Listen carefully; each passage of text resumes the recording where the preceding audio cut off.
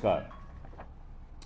आपको सबको मालूम है कि 4 तारीख को मतदान के नतीजे निकलेंगे, मशीनें खुलेंगी और आपके द्वारा आज मैं जनता को और राजनीतिक दलों को, एक मिनट रोक लो, बोलो, राजनीतिक दलों को अवगत कराना चाहता हूँ कि जब मशीन खुले तो आप लोगों को क्या करना चाहिए।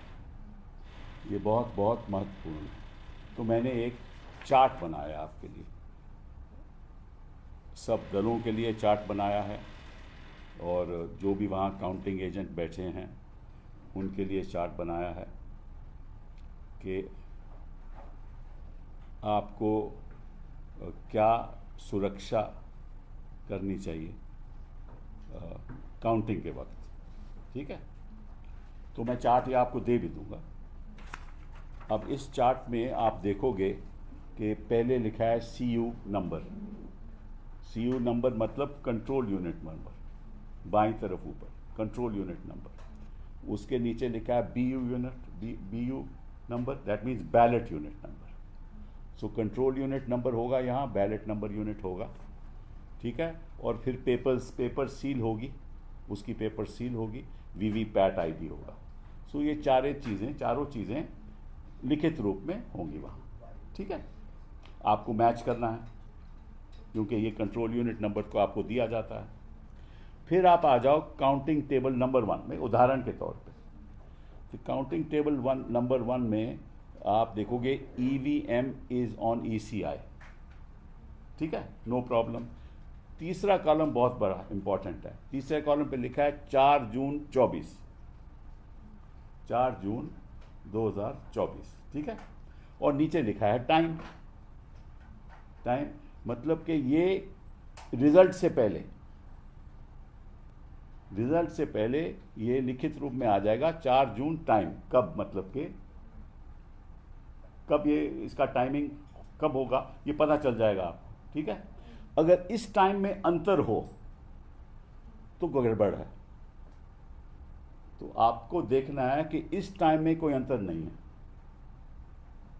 क्योंकि जब भी आप काउंटिंग टेबल नंबर 1 में 4 जून का खुलेगी मशीन तो आपको देखना है क्या टाइम है। ठीक है, उसमें कोई अंतर होगा, मतलब यह टाइम अलग दिखाएगा कि इसका मतलब कहीं और भी खुल चुकी है। ठीक, फिर अगला टेबल और इंपॉर्टेंट है सीरियल नंबर। वो सीरियल नंबर भी यहां लिखित रूप में आ जाएगा ऑफ कंट्रोल यूनिट। तो सीरियल नंबर मैच हो जाएगा, कोई दिक्कत की बात नहीं है। कैंडिडेट आ जाएंगे, टोटल पोल वोट्स आ जाएगी। ठीक है ना, टोटल पोल वोट्स जब आ जाएगी तो ध्यान से इसको देखना, ताकि जब काउंटिंग में वोट ज्यादा हो तो गड़बड़ी। फिर आ जाओ आप, अब जब ये ऊपर की बातें सब हो जाएं तभी आप रिजल्ट बटन दबाने की अनुमति देना।